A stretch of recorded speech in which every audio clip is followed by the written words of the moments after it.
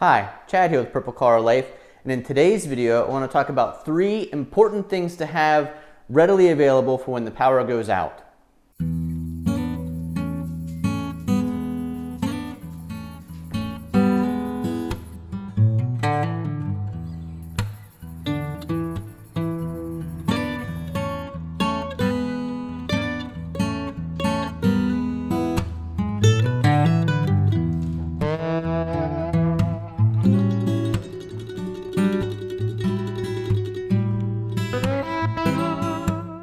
Now, I've done a couple of videos in the past about using a generator to power the house during long-term power outages. So if I think the power is going to be out for 6, 7, 8 hours and we need to run the water well, if we need to get showers, run the refrigerator, keep the freezer going, anything like that, I'll use the bigger generators and power the whole house. I actually did a video on how I mark the circuits that need to be attached to the generator, how I use the general link to connect the generator to the house so that there's no chance of backfeeding the electric grid. I think that's a great video on how to power your house long term during a longer power outage. I'll put a link to that up above and down below in the description. Now, I typically do that with the Briggs & Stratton larger generator, but sometimes I've also used the Honda quiet generator that we take camping with us if we're not needing to run the water well or any 240 volt appliances like our electric range or our baseboard heaters. The Honda does fine to power normal stuff here in the house. So even though I always have the generator backup power as an option, if I think the power is just going to be out for a couple hours, to me there's not a lot of point in going down, flipping the right breakers off, connecting the long cord to the general link, pulling the generator out from the edge of the garage, starting it up, and then getting all that process going. It's not difficult and it doesn't take long, but it's unnecessary if the power is going to come back on in 2, 3, or 4 hours. With today's technology, the power companies are pretty good about guessing when the power will be back on. So last night, for example, the thing that kind of spawned the idea for this particular video, our power went out just before 8 o'clock. I pulled up the app on my phone, reported the outage, and then when I looked at it, it said approximate return to service time around midnight. So I knew we were going to be about 3 hours without power. I had some work to do on both of my computers, my work computer and my Purple Collar Life computer, so I needed at least some power. So here's 3 things that I like to have right here in the house, readily available for short-term power outages. I've actually done a couple other videos on this particular LED searchlight. I take these camping with me. It's got a really bright spotlight, 2 different settings, high and low. It has this front LED light with 2 settings, high and low, and then it also has the emergency red flashing light, and always displays how much of the battery charge is left in this flashlight, and also has a USB port for connecting and charging your phone. Now you can see I've got 2 right here. These are the 2 that are in the house. I've actually got one of these in every vehicle. They hold a charge a long time, so you just put the cord in and charge them up when you have power. Then you've got them in the vehicle or here in the house for emergencies. We used 2 of these last night. I was doing some work upstairs using this in my office space. Jennifer was using the other one downstairs. So these are always handy to have, not that expensive, really lightweight. Like when you look at these, you think they'd be heavy, like you're picturing those old 6-volt battery inside here. They're very lightweight.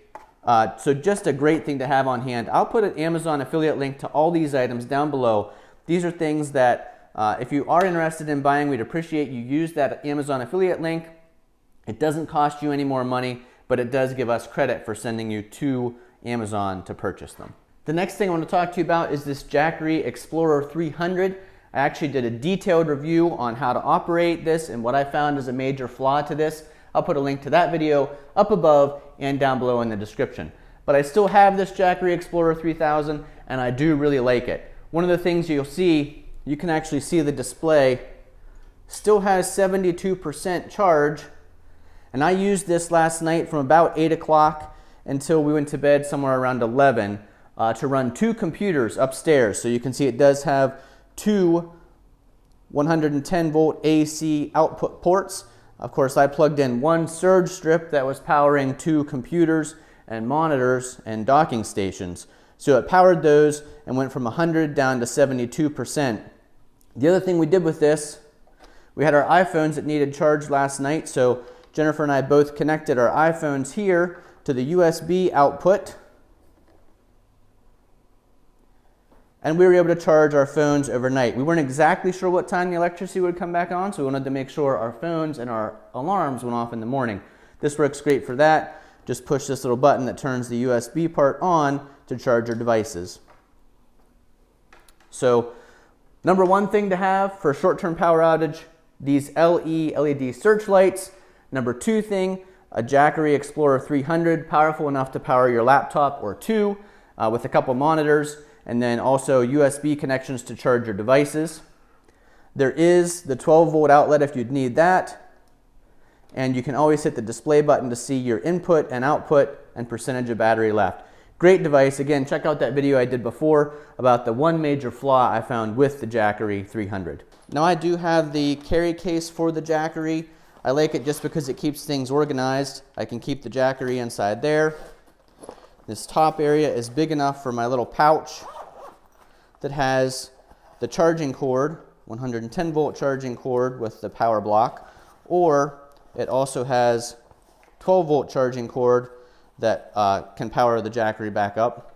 So when power comes back on, like now, it's important to get that Jackery plugged back in so that the next time you need it, it's ready.